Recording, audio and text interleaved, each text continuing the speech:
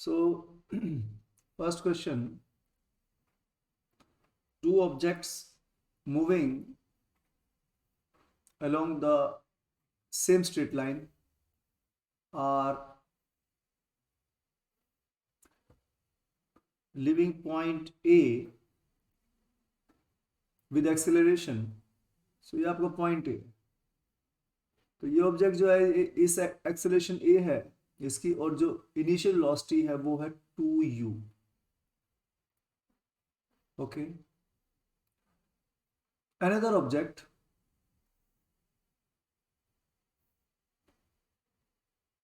इसकी acceleration, so at point A we have these accelerations and initial velocity. So time t is equals to 0 here. So we have started observation. The bodies were already moving, but we have started observing them as they passed through A point. Okay. So the second object has so you can see that any time before 0 is actually negative time. Okay, some of the time can be negative. So time, what is the meaning of minus? Time is minus 1 second. It means 1 second before the observation. So here negative means before observation. Okay, because your observation starts at t is equals to 0. So anytime before observation we write it in negative. Okay, so we will not need this thing in this question, but this is just for the information that you might find time negative. It means start moving backward from time t equals to 0, you will get time negative t minus 1 second, minus 2 second, and so on. So bodies were already moving, but we have started observing the bodies when they passed through A point. At point A, the first body has the velocity 2u. So you can consider this as initial velocity, time t is equals to 0 at A, acceleration A. And the second body has the velocity u. So at t is equals to 0, these are the velocities and acceleration. So we can consider these velocities as initial velocities. So now, obviously, one of them is its speed is 2u. So the first body, and the body second has speed u. So obviously this is faster, but its acceleration is more, second body, right? So definitely first body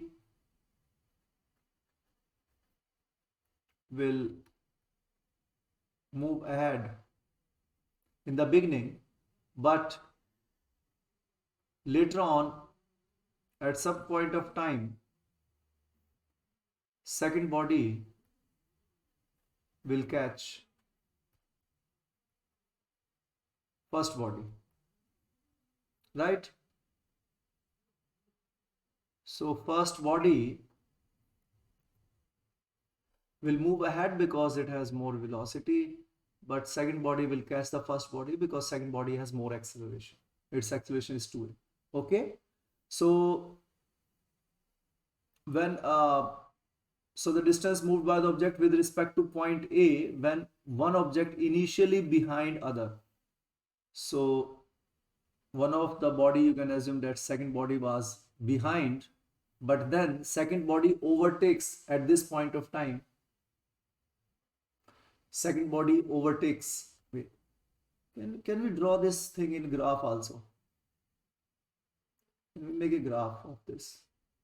Like this is time and this is the distance, or you can say displacement from point A. So here t equals to 0. So we have point A over here. So from here we are measuring the distances. So initially you can see that this one has the velocity u, and another one has velocity,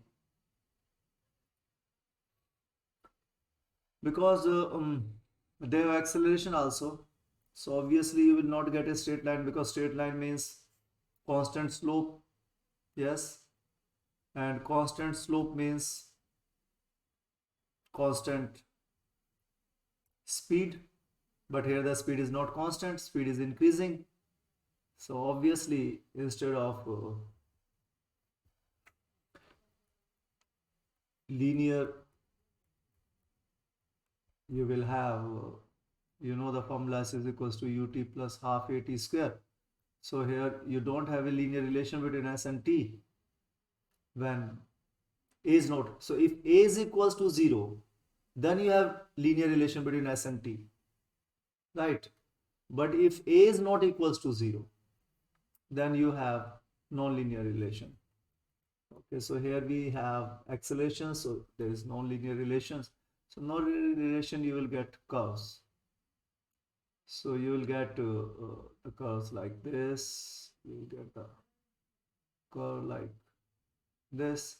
So somewhat like this you will get the curves.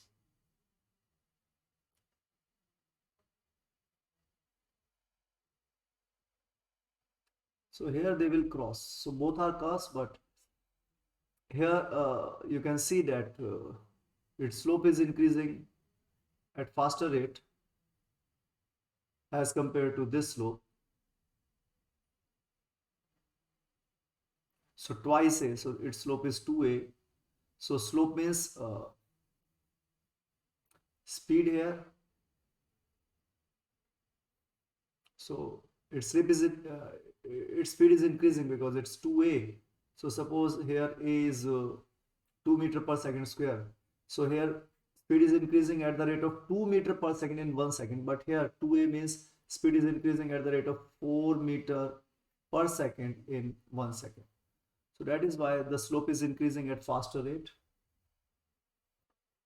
Now if you draw the graph of v versus t, yes. So here they will meet, right? So you can see the meeting point here. And if you draw the graph between v versus t, so v is equals to u plus at. So here you have linear relation between v and t. You can see when this acceleration is constant. So we have constant accelerations. So velocity time graph, if you draw, so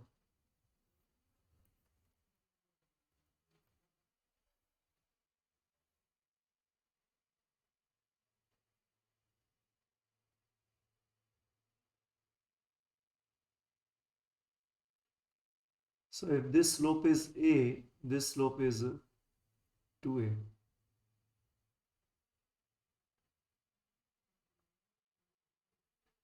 Okay.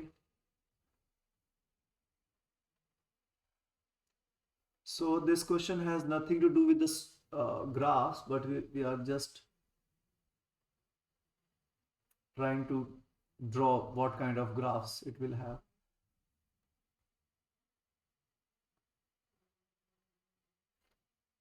So students, algebraically we can solve this question.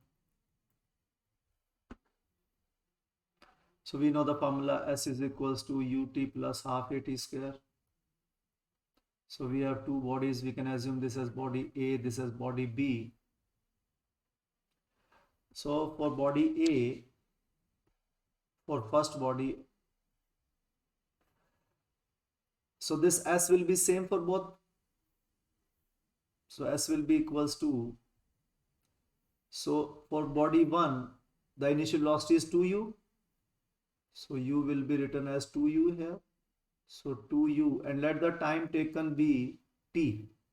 Okay, so time taken will be same and s will also be same. Initial velocity and acceleration will be different. So 2u plus half, its acceleration is a, so a t square. What about for b? So here acceleration is a. For b, u remains u, and a is actually 2a. So s is equals to ut, here also it will be t, plus half 2a t square, right? What you have to find? You have to find the distance. So in this question you have to find this s, students. Okay. So we'll equate. Good. Time आ जाएगा 2u by a and इसका distance आ जाएगा 6u square by a. Okay.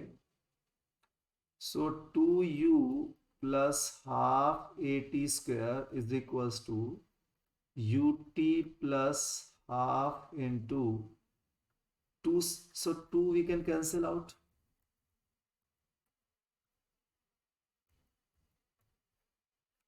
So this is at square. So this ut will come this side and this half will come this side. So 2ut minus ut. ut. at square minus half at square. तो half बच जाएगा. And from here you get 1t will also cancels out. Students, you need the value of s in what terms? You need the value of s in terms of u and a. U and a. You don't need t.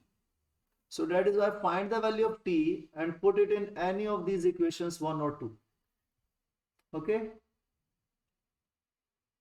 So t is equals to 2u upon a. Okay. Now you can put this in equation 1. What will you get? So from first, so put this value of t here. What will you get? S is equals to 2u into 2u by a plus half into a into 2u by a whole square.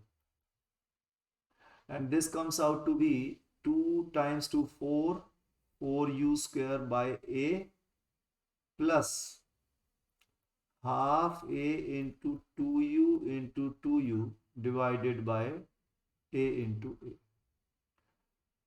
So 1, so this half will cancel out, 1a will also cancel out.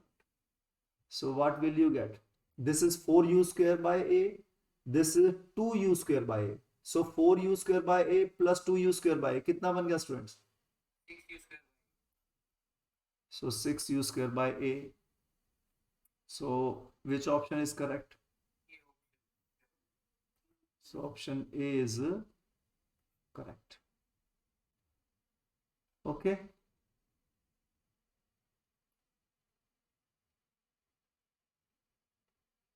So now next question. Note it down, students. Sir. Velocity time graph of a particle in motion is parallel to time's axis. So this is velocity time graph. And this graph is parallel to x-axis. So how much is the slope, students? Slope is equals to 0. And what the slope tells you for VT graph? This is meter per second. So meter per second, this is second. So change in y-axis upon change in x-axis.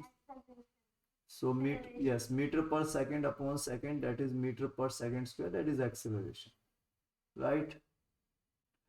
So slope is change in y-axis upon change in x-axis, and so that is acceleration. So how much is acceleration in this case, students? Acceleration is 0. So what does this tells you? Uniform motion of the particle.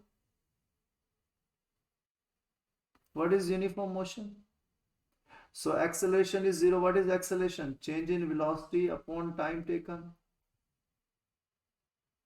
So that is zero. It means there is no change in velocity. Then only acceleration can be zero. Yes, it means change in velocity is zero. It means constant velocity, right? Acceleration is zero means what?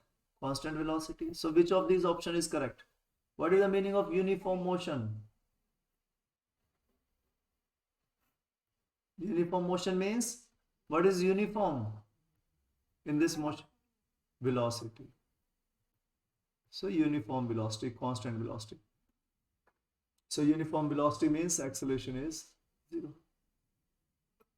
So this A option is correct. Second, particle is in rest. Is the particle in rest? Suppose this is velocity 3 meter per second. So it is constantly moving with 3 meter per second. So particle is at rest? No, particle is moving. Non-uniform motion of the particle means non-uniform velocity. If non-uniform motion is there, then definitely acceleration will not be equal to zero. Right? So this is also not the case. Accelerated motion of a particle. Accelerated motion means A will be there. Yes, sir. So here A is equals to 0. So only option 1, uniform velocity acceleration is equal to 0 is correct. Next question. A body falls freely from a tower and travels a distance of 40 meter in last 2 seconds.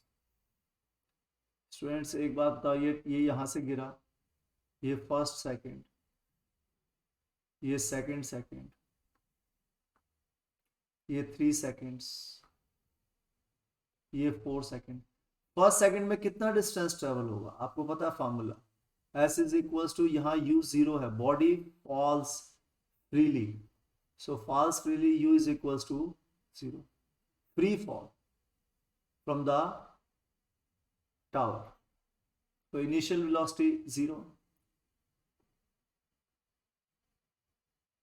तो क्या formula बनेगा? S is equals to UT plus half AT square. तो UT तो खत्म हो गया, तो half into G लिखा, आप 10 लेना है G आपको, तो G एंड T स्क्वायर, तो कितना बन गया ये?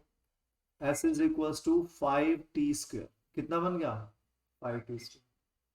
तो T is equals to 1 second, तो 1 सेकेंड में कितना डिस्टेंस ट्रेवल होगा?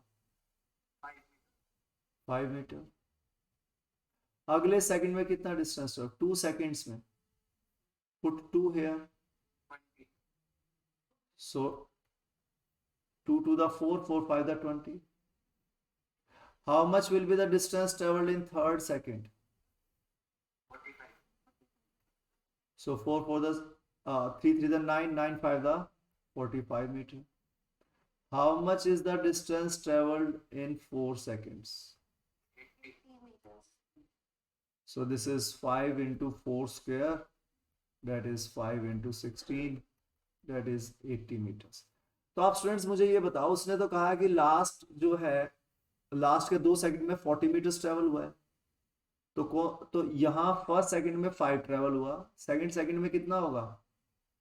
15 मीटर. 1, वही गैलीलियोस लॉ आ गया ना, 1:3:5:7. फर्स्ट में 5 ट्रेवल हुआ, तो अगले में कितना होगा? Multiple of 5, 5 3 the 15. अगले में कितना होगा? अगर ये x है तो 3x, 5x, 7x. तो या तो यहां माइनस कर दो, 45 माइनस 20, तो भी वही आएगा 25 मीटर्स. या फिर आप 5 मल्टीप्लाई 5 कर लो गैलीलियोस लॉ से. और अगले सेकंड में कितना ट्रेवल होगा? 5 7 the 35 metre by Galileo's law. और आप वैसे कैलकुलेट कर तो कर लो, 80 माइनस 45 कितना आया? 35. तो वो कह रहा लास्ट के 2 सेकंड में 40 मीटर ट्रेवल हुआ है, तो क्या कितनी हाइट है स्टूडेंट्स? भाई लास्ट के 2 सेकंड में 40 ट्रेवल हुआ है ना,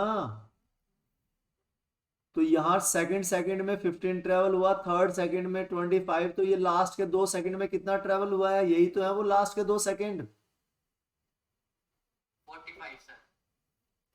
तो लास्ट के 2 सेकंड 15 और 25, तो कितना ट्रेवल हुआ? 40 मीटर। तो 40 + 5। 45। समझ में आ गया क्वेश्चन?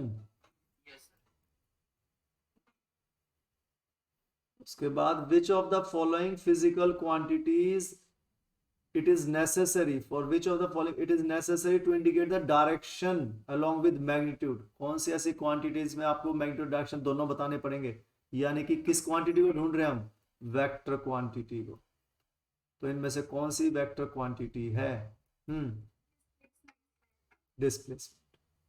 तो speed scalar, only magnitude is required. Path length scalar, distance only magnitude is required. Temperature no direction, but for displacement you need magnitude and direction both. Okay, so C displacement is the correct answer. Next question.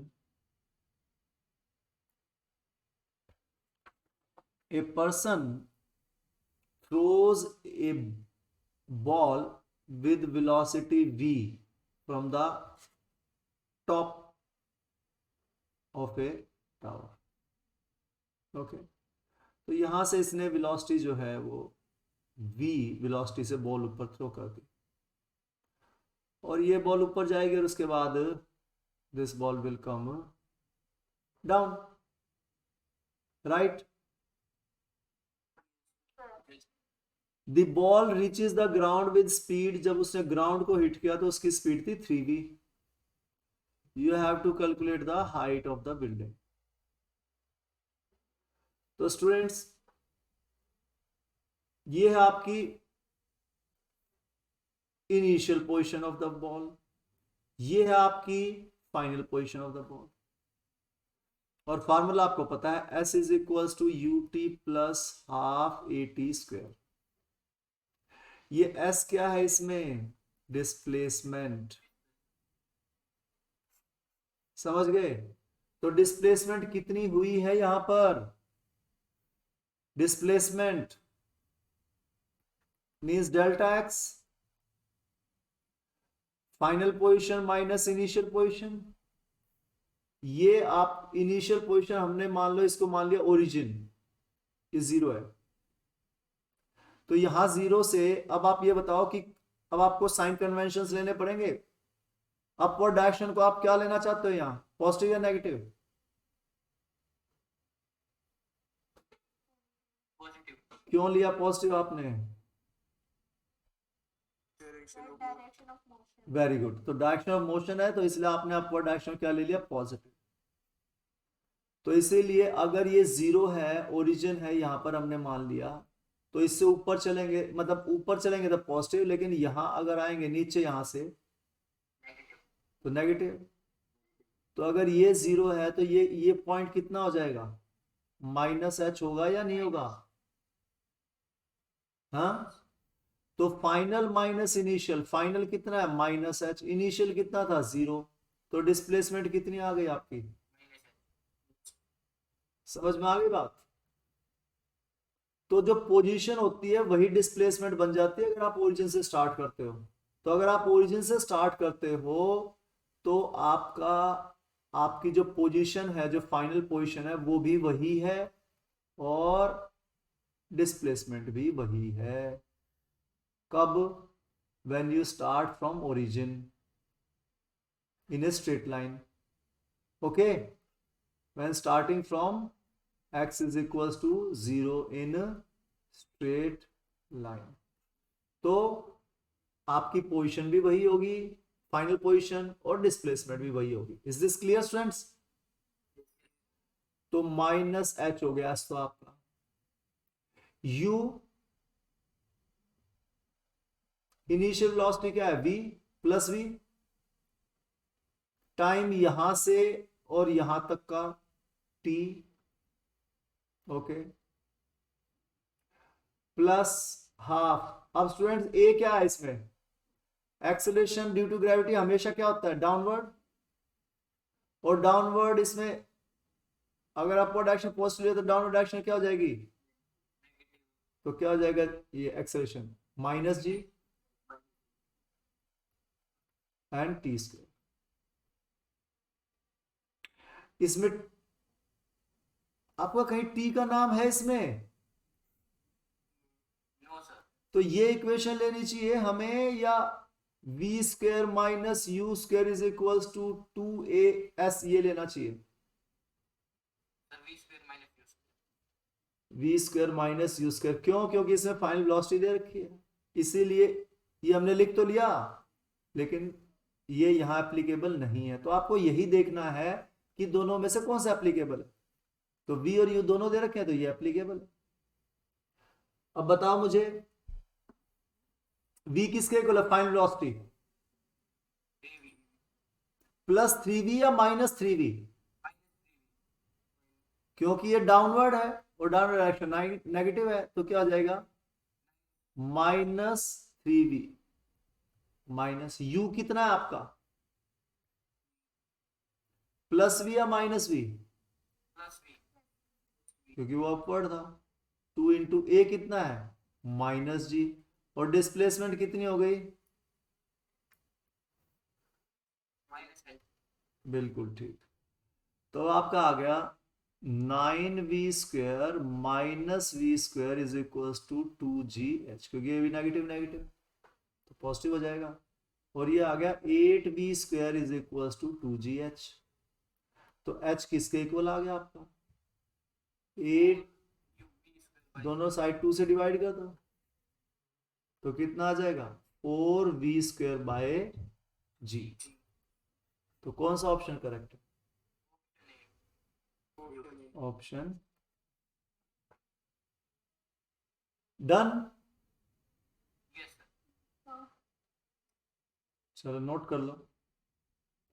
तो students यही आपको ध्यान देना है कि अगर question में T का जिक्र होता तो हम ये इक्वेशन लेते हैं, लेकिन यहाँ फाइनल वेलोसिटी का जिक्र है तो ये इक्वेशन। तो कैसे चूज करते हैं इक्वेशन, पता लग गया आपको। यस चलो तो डायरेक्शंस लो और इस तरीके से इसको करो, नोटेड इट डाउन।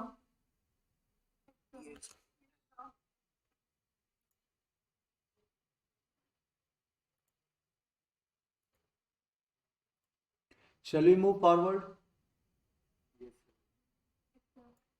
चलो अब ये कुछ ये टेबल है, लुक एट दिस टेबल, ये प्रीफिक्स है। आपको पता हम यहां से शुरू करते हैं, यहां आपका ये मीटर है, आप इसको मीटर मान लो, सेकंड मान लो, ओके, ग्राम्स मान लो, तो मीटर सेकंड ग्राम कुछ भी मान सकते हैं आप इसको, जैसे आपकी नीड है, ठीक है। जैसे ये क्या है, प्रीफिक्स क्या है, प्रीफिक्स मींस प्री पहले, फिक्स पहले फिक्स होते हैं, यानी जैसे आपने मीटर लिखा तो मीटर से पहले डेसीमीटर, तो इसका मतलब क्या हो गया, ध्यान से देखो, मीटर की जगह मीटर ही लिखो, मीटर की जगह मीटर ही लिखो, लेकिन डेसी का मीनिंग क्या है 10 की पावर -1। Is this clear. अब मीटर की जगह मीटर लिखो, सेंटीमीटर, तो मीटर की जगह तो आपने मीटर लिख दिया, सेंटी का मतलब क्या होता है, तो सेंटी की जगह लिख दो 10 की पावर -2। आगे बात समझ में, यस। तो ये क्या हो जाएगा 10 की पावर -2, 100 मीटर 1/100 हो जाएगा, यहाँ 1/100 metre is equal to centimetre, और ये 100 हो जाएगा मल्टीप्लाई जाता है, तो हम कहते हैं 1 metre is equal to 100 centimetre. आगे बात समझ में, 1 metre is equal to 100 centimetre, बिल्कुल ठीक है। कैसे? 1 metre is equals to 100 into centi का मतलब क्या है? 10⁻²। तो 10⁻+2 -2 1 हो गया ना? तो 1 मीटर इक्वल टू 1 मीटर। आगे बात समझ में? उसी तरह मिलीमीटर, ये प्रीफिक्स है सारे, तो मिलीमीटर। अब ये मीटर तो आपका मीटर है, इस मिली का मतलब क्या है? 10⁻⁻। माइक्रोमीटर, मीटर तो मीटर ही रहेगा, माइक्रो का मतलब 10⁻⁻। अब मान लो सेकंड होता तो माइक्रो सेकंड तो कितना हो जाता? 10⁻⁻² -6 सेकंड। तो सेकंड जैसे सेकंड लिखो, माइक्रो लिख दिया तो उसकी जगह कितना लिख दो? 10⁻। क्लियर हो गया स्टूडेंट्स? तो याद करना बहुत आसान है, डेसी सेंटी मिली डीसीएम, यहां से याद कर सकते हो। उसके बाद आगे आपको पता है पहले माइक्रो प्रोसेसर्स आते थे, थोड़ा बहुत हिस्ट्री पढ़ी होगी आपने कंप्यूटर्स में। माइक्रो प्रोसेसर्स के बाद माइक्रो, अब नैनो प्रोसेसर्स, तो नैनो टेक्नोलॉजी आ गई। तो नैनो में 10⁻⁻⁹। तो पहले हम चलते हैं जैसे वंस, टेंस, 100, उसके बाद 1000 मेक्स ए मिलियन, तो ऐसे भी याद रख सकते हो आप, मिलियन माइक्रो। तो मिलियन तो 10⁻⁶ होता है ये, इसीलिए micro 10⁻⁻⁶। Nano 10⁻⁹। Nano pico 10⁻⁻12। Femto 10⁻⁻18। Atto 10⁻, femto 10⁻⁻15, atto 10⁻⁻18। तो ऐसे याद हो जाएगा। तो deci centi milli micro nano pico femto atto. तो इसको याद करने का जो है कोई ना कोई आपको मैंने तो देखा नहीं, लेकिन कोई तरीका मिल जाएगा जिससे आप इसको इजीली याद कर सकते हो। निमोनिक्स बना लेते हैं ना, जैसे हमने बनाया था open Adam open, Hari Hari Adam, है ना, साइन कॉस 10 के लिए। तो ये क्या होते हैं? निमोनिक्स। तो ऐसे निमोनिक इसका भी कोई मिल जाएगा याद करने का, तो कोई बहुत बड़ी बात नहीं है। उसके बाद अब चलते हैं जो 1 से बड़े प्रीफिक्स हैं। तो 1 से बड़े डेका, तो डेका मीटर, तो मीटर या मीटर लिखो, डेका मतलब 10⁻1। उसके बाद हेक्टोमीटर, तो हेक्टोमीटर मीन्स, हेक्टो मीन्स 10⁻2। ठीक है, इज दिस क्लियर? तो अब आप किलोमीटर, तो आप किलो लिखो या 10⁻³ लिखो। किलोग्राम, तो ग्राम तो ग्राम ही रहेगा, लेकिन किलो का मतलब कितना होता है? 10⁻3।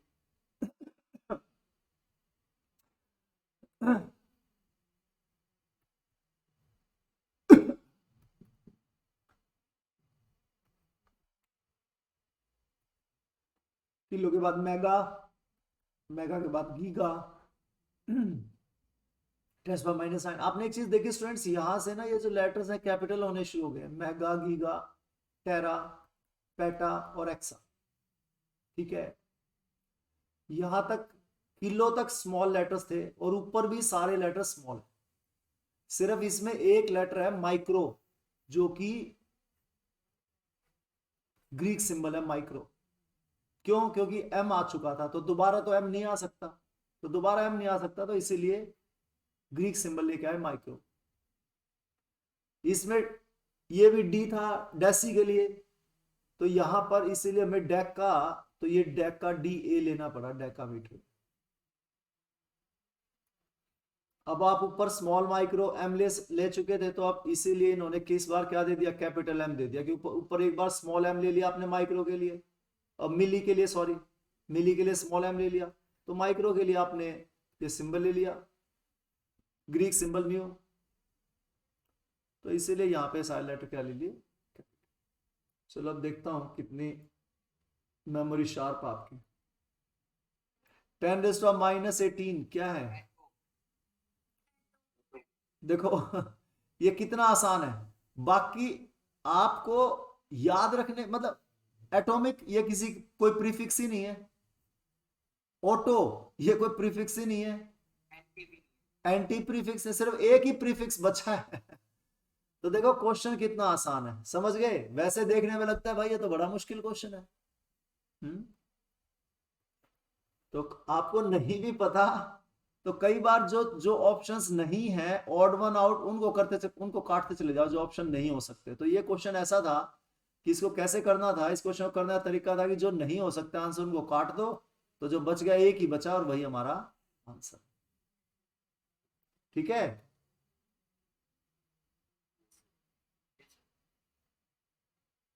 Next question, the horizontal range of A projectile is maximum for a given velocity of projection.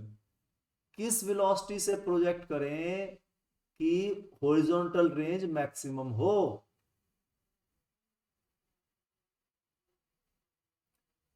Range maximum चाहिए। अब ध्यान देखेंगे इस क्वेश्चन को। ये प्रोजेक्टाइल मैं ऐसे भी इसको कर सकता हूं, यहां से ऊपर भी जा सकती है, ऐसे भी। तो ये अलग अलग एंगल्स पे बॉडी जो है वो अलग अलग जाएगी, समझ गए। तो ये कौन सी, ये यहां पर रेंज मैक्सिमम है, तो ये कौन से एंगल पर मैं इसे थ्रो करूं कि मेरी रेंज क्या हो, मैक्सिमम हो, सबसे ज्यादा हो।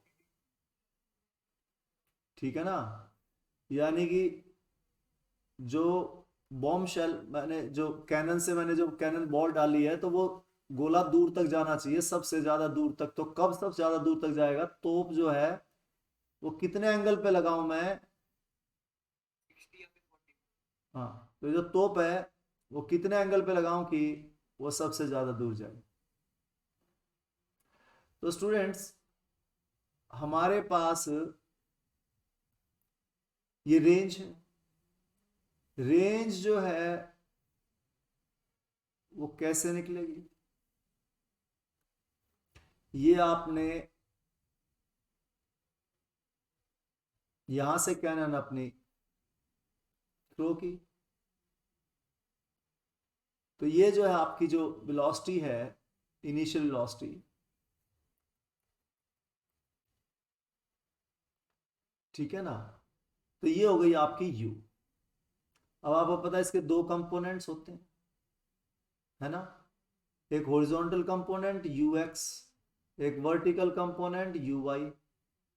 और ये एंगल कितना हो गया आपका जिसे प्रोजेक्ट की, मान लो थीटा। थीटा नॉट कहते हैं वैसे इसे, ठीक है। तो ux इज इक्वल्स टू ये हाइपोटेन्यूज कितनी लेंथ आपके हाइपोटेन्यूज की u, तो ये लेंथ कितनी हो जाएगी स्टूडेंट्स, ये एंगल थीटा। ऑपोजिट साइड क्या होती है, अरे अभी लिखा था आपने, open Adam open, Hari Hari Adam, sine cos tan. जब मैं ये पूछूं तो हाइपोटेन्यूज साइन थीटा हो जाएगा, जब मैं एडजेसेंट साइड पूछूं तो हाइपोटेन्यूज कॉस थीटा हो गया। आई बात समझ में कुछ, तो सीधा ये बताया करो, opposite side is equals to hypotenuse sine theta. ठीक है, इसको लिख लो, adjacent side is equals to hypotenuse cos theta. समझ गया, तो इसको एक सेकंड में बताया करो। Sine theta is equals to opposite upon hypotenuse, cos theta is equals to adjacent upon hypotenuse. opposite side is equals to Hypotenuse sin theta. adjacent side is equals to, आ गई बात समझ में। तो ये adjacent side है तो hypotenuse cos theta। Clear.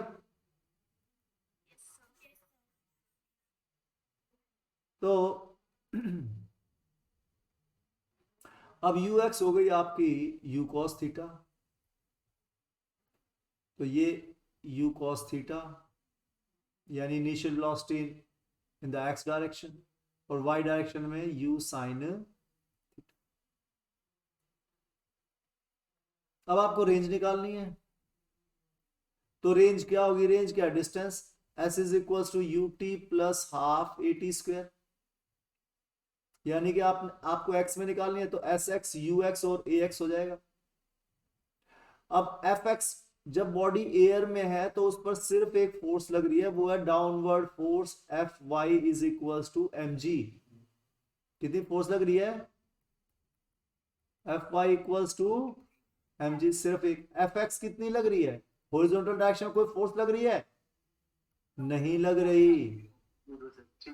जब F x zero है तो ए एक्स क्या हो जाएगा, जीरो, क्योंकि F is equal to m a, तो F x is equal to m a x. तो अगर ये जीरो है तो ये जीरो है, तो इसका मतलब या तो ये जीरो होगा या ये जीरो होगा, एम तो जीरो हो नहीं सकता, तो इसका मतलब ए एक्स क्या है, जीरो। आगे बात समझ में कुछ, तो एक्स जीरो हो गया तो एस एक्स क्या आ गया आपका, रेंज क्या आ गई आपकी, you x into T, time of the flight. तो यू एक्स कितना है, you cos theta, time of the flight ये कितना होगा, अब टाइम ऑफ द फ्लाइट निकालो। आपको मैक्सिमम हाइट का पता है and time taken to reach the maximum height, ये भी आप निकाल सकते हो। तो क्योंकि सिर्फ एक ही फोर्स लग रही है अपवर्ड, तो अपवर्ड मोशन ये समझ लो ये वर्टिकल मोशन है, कोई फर्क नहीं है दोनों में। अपवर्ड मोशन में टाइम कितना होता है, v is equals to u plus a t. अब यहां पर v कितना है, जीरो, तो zero is equals to upward direction positive मान लिया तो plus u, downward direction minus g. अरे कितनी बार लिखोगे formula, t is equals to u by g, याद हो गया कुछ।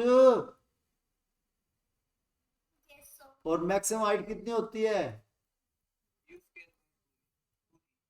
याद हो गए होंगे अब तो, v square minus u square is equal to two A S, से ये जीरो हो गया, ये माइनस जी, राइट, तो ये माइनस से माइनस खत्म, और ये U square by two G, done. Yes, sir. तो ये आपका t आया u बाय जी, ये सिर्फ अपवर्ड जाने में, फिर डाउनवर्ड भी तो आ रहा है यहां पे, तो क्या कर दो, इसका डबल कर दो ना,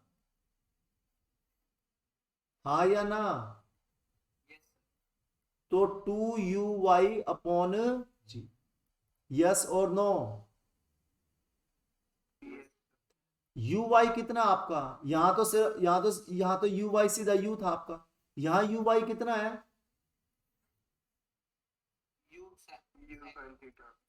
यू साइन थीटा, तो ये हो गया आपका two into u y is equal to u sine theta upon g, ठीक है। अब इसको लिखो, अब देखो u और u क्या हो गया, u स्क्वायर, और 2 multiply sine theta into cos theta divided by g. अब स्टूडेंट्स इस बात को, हाँ इस बात को समझेंगे हम, यहां पर ये आपकी रेंज निकाल रहे हो ना आप,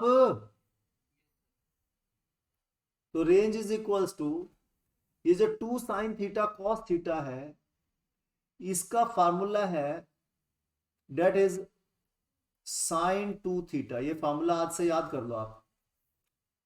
साइन 2 थीटा किसके इक्वल होता है, 2 sine theta cos theta. Sir ये कहां से आया, साइन ए प्लस बी का फार्मूला पता है ना बेटे, क्या होता है, sign A cos B plus cos A sine B, हाँ या ना।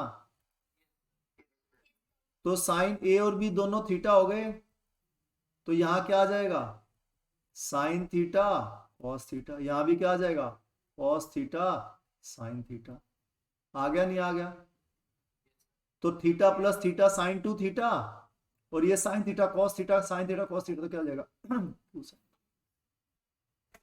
डन। तो रेंज का फॉर्मूला क्या आ गया, u square sine 2 theta by g. अब आपको रेंज चाहिए मैक्सिमम, क्या चाहिए? Maximum range. maximum range, तो आर तो मैक्सिमम तब होगी, अब यू स्क्वायर को तो आप चेंज कर नहीं सकते, ना जी को चेंज कर सकते, तो सिर्फ इसका मतलब ये जो वैल्यू है ये वेरी करती है थीटा, तो हमें थीटा ही तो निकालना है। तो आर मैक्सिमम कब होगा? जब साइन 2 थीटा मैक्सिमम होगा, है कि नहीं? yes sir, yes. और आप मुझे ये बताओ कि साइन की जो वैल्यू है वो किस किस के बीच में वेरी करती है? मैक्सिमम वैल्यू कितनी होती है साइन की? 0 से शुरू करते हैं, साइन 0 0, साइन साइन 90 डिग्री 1। तो ये जो 1 है ये क्या वैल्यू है? मैक्सिमम वैल्यू, ठीक है कि नहीं? तो इसका मतलब मैक्सिमम जब होगी तब ये जो 2 थीटा ये कितना होगा? 90। तो R maximum when 2 theta is equal to 90 degree. तो इसका मतलब थीटा कितना हो गया? 90 डिग्री अपॉन 2। तो यानी कि कब मैक्सिमम रेंज होगी? 45 डिग्री पे। आ गई बात समझ में कुछ? जब थीटा 45 होगा तो रेंज मैक्सिमम होगी। अब ये याद ही कर लो तुम, ठीक है? Okay sir. हाँ, तो हॉरिजॉन्टल रेंज मैक्सिमम कब होगी? 45 degree. Done. yes sir, yes sir. तो स्टूडेंट्स आज कई डेरिवेशंस, कई इंपॉर्टेंट कंसेप्ट कर रहे हो आप, कई नए फार्मूले कर रहे हो। इन क्वेश्चंस को करने के लिए जो बेसिक चाहिए वो बहुत इंपॉर्टेंट लेक्चर आज का। अब अगला है, ये कुछ स्पेशल यूनिट्स हैं, ये सारी यूनिट्स हैं डिस्टेंस की, लेंथ की यूनिट्स हैं, समझ रहे हैं? और इसको हमने एसआई यूनिट्स में बताया, यानी कि मीटर जो है एसआई यूनिट में क्या है, ये यूनिट्स। तो फर्स्ट यूनिट है फर्मी। ये जो फर्मी जो है ये न्यूक्लियर साइज के लिए, न्यूक्लियस का जो साइज होता है वो फर्मी में होता है, समझ गए? सबसे छोटा जो जो न्यूक्लियस की बात करते हैं, उसके साइज की बात करते हैं तो फर्मी में बात करते हैं न्यूक्लियस के साइज। तो 1 फर्मी कितना होता है? 10⁻⁻15 मीटर्स। ओके, उसके बाद ये अनदर फेमस यूनिट है एंगस्ट्रॉम। तो 1 angstrom is equals to 10⁻⁻10 metres. Okay, ये यूनिट्स उसमें नहीं थी, दोनों के दोनों जो प्रीफिक्स हमने किए थे, थी उसमें फर्मी? थी शायद, फर्मी तो होनी चाहिए, एंगस्ट्रॉम तो नहीं होगी, but fermi is suppose to be there. Fermi की जगह वहां क्या है? फेम्टो। क्योंकि ये जो यूनिट्स थी ये मतलब आप समझ रहे हैं 10 के मल्टीपल्स में आई थी। तो फर्मी और फेम्टो दोनों सेम चीज है, लेकिन फर्मी जो यूनिट थी ये पहले आ गई थी, ये यूनिट्स पहले आ गई थी। ये न्यूक्लियर साइज जो है उसके लिए हम स्पेशली मैंने बताया कि फर्मी का यूज होगा। उसके बाद 1 एंगस्ट्रॉम, ये 1 एस्ट्रोनॉमिकल यूनिट ये क्या होती है? 1 एस्ट्रोनॉमिकल यूनिट ये कितना डिस्टेंस होता है? ये डिस्टेंस होता है average distance of the sun from the earth. Average, क्या पता सन यहां पर है, ठीक है, सन यहां पर है, और जो अर्थ मूव करती है वो ऐसे करती है, ऐसे। तो आप देखो एक बार सन के कितना नजदीक आ जाती है और एक बार हम सन से कितना दूर है। जब सन से इतना दूर है तो समझ रहे हैं आप बात, और एक बार सन के कितना पास है। तो इसलिए कौन सा डिस्टेंस लेना है हमें? Average distance. ये कम ज्यादा सब करके इसकी एवरेज ले लेंगे। Okay, yes sir. तो that is 1 astronomical unit distance between sun and earth. तो ये भी बड़ी इंपॉर्टेंट यूनिट है। सन और अर्थ के बीच में डिस्टेंस कितना है? 1 एस्ट्रोनॉमिकल यूनिट, यानी कि 1.46 इंटू 10⁻+11 1 लाइट ईयर। ये क्या डिस्टेंस है? इससे भी बड़ा डिस्टेंस। ये सन से अर्थ तक लाइट पहुंचने में 8 मिनट लगते हैं। सिर्फ कितने मिनट? 8 मिनट। और अगर ये चलती रहे लाइट 1 साल तक, तो कितना डिस्टेंस ट्रेवल कर लेगी? 1 light year. Okay, yes sir. तो ये हो गया 9.46। एक सेकंड में 3 लाख किलोमीटर पर सेकंड, समझ रहे हैं? 300 million metres in 1 second travel करती है लाइट। तो एक साल में इतना डिस्टेंस ट्रेवल कर देगी। सन के बाद जो नियरेस्ट स्टार है अर्थ के, सन भी एक स्टार है हमारे सोलर सिस्टम का, इसके बाद जो अगला स्टार है अल्फा सेंचुरी, समझ रहे हैं? वो कितना दूर है अर्थ से? ये तो सन का डिस्टेंस तो आपको पता लग गया, 8 मिनट है। 8 मिनट में लाइट पहुंचती है। यहां तक लाइट कितनी देर में पहुंचती है?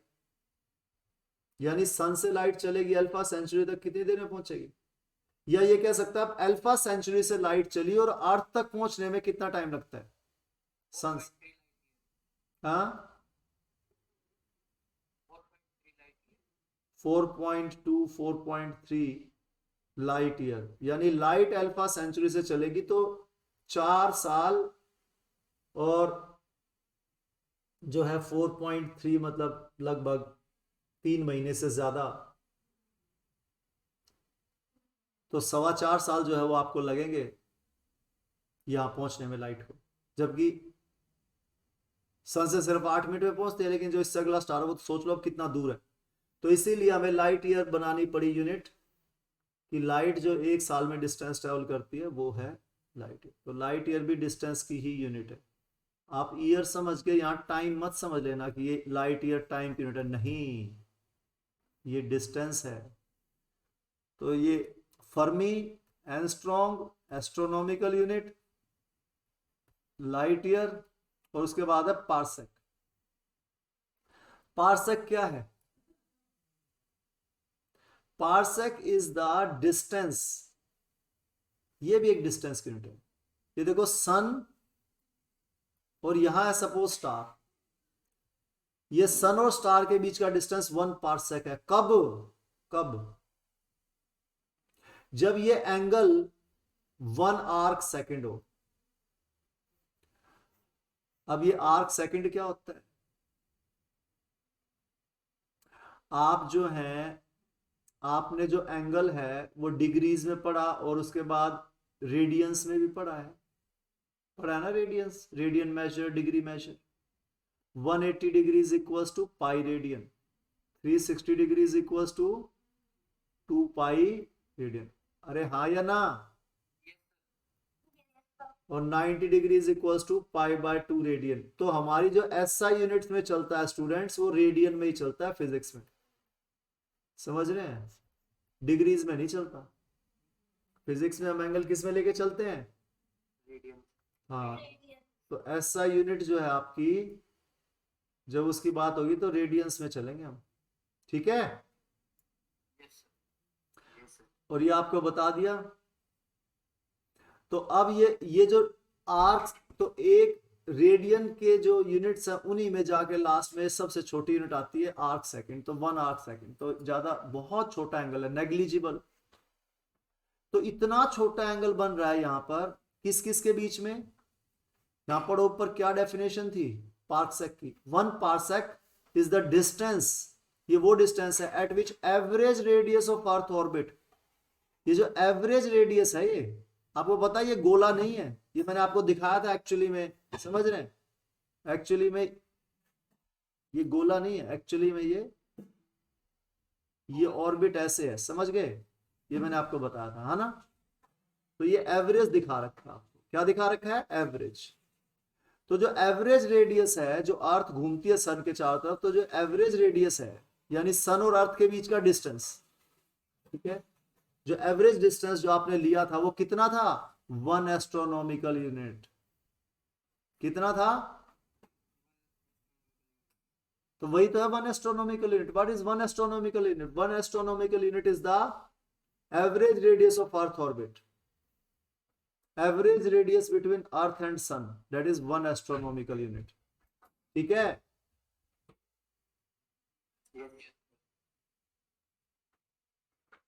तो when average radius of earth orbit, जब ये जो है ये एंगल सबटेंड करता है, इन दोनों को आप आगे, जब ये दोनों एंगल सबटेंड करते हैं मिलके 1 आर्क सेकेंड, ओके, तो आपका जो डिस्टेंस होगा दैट इज 1 पार्सेक।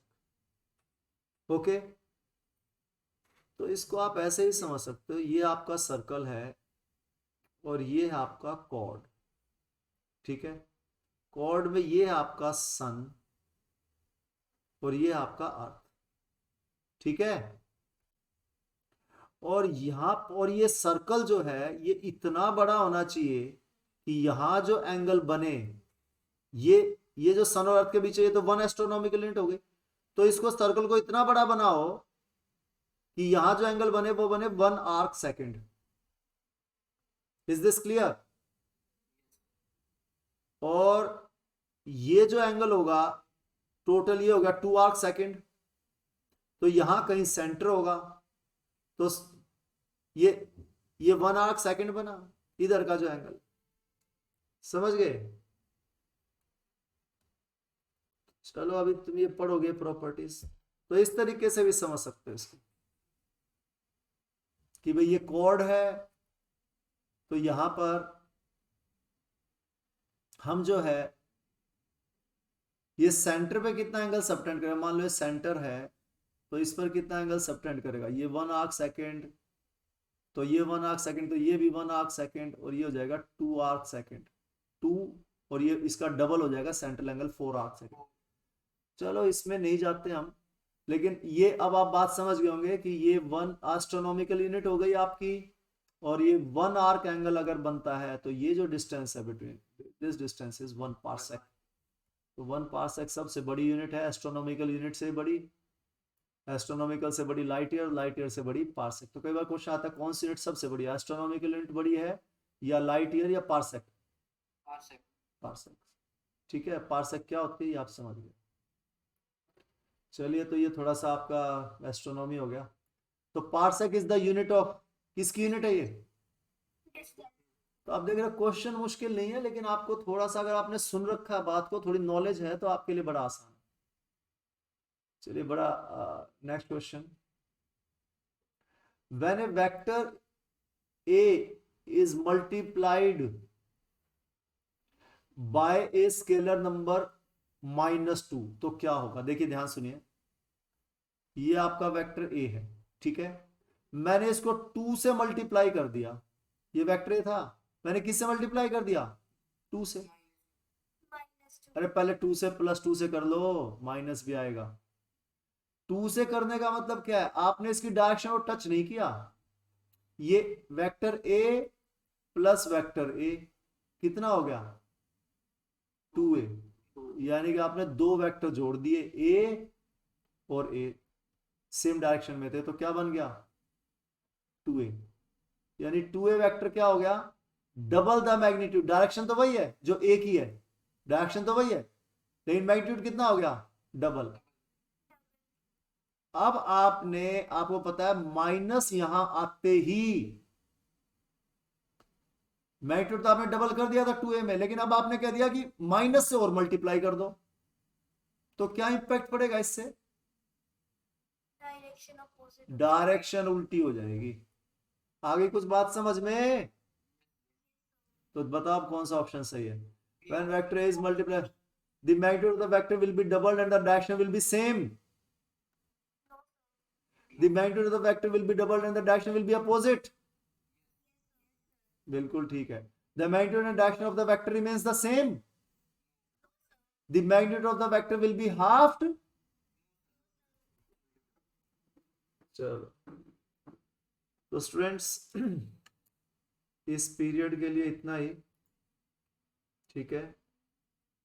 मिलते हैं नेक्स्ट पीरियड में, तब तक आप रिवाइज करते रहिए। ये मोशन अब आप कर सकते हैं इजीली। 50 तक क्वेश्चंस मैंने कल कह दिए थे आपको, 25 क्वेश्चंस कल करने हैं, तो 75 तक आपको क्वेश्चंस अब कर लेने हैं, ठीक है।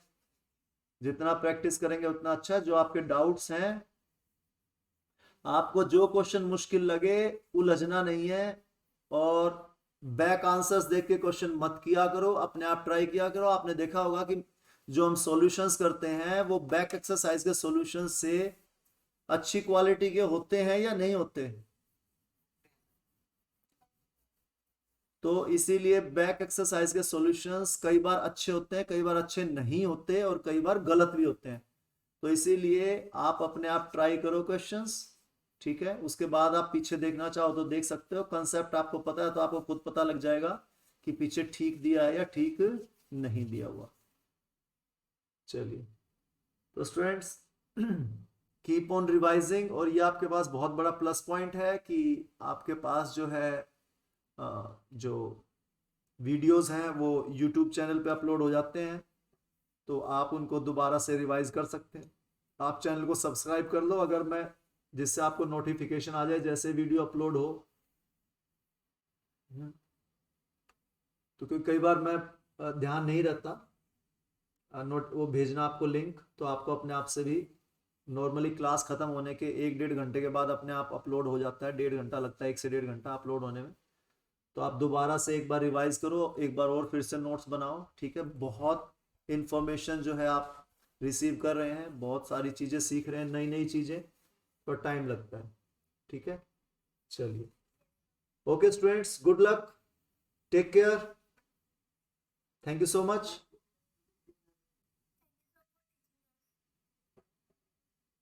Okay students, thank you for being with me. Okay, take care, see you.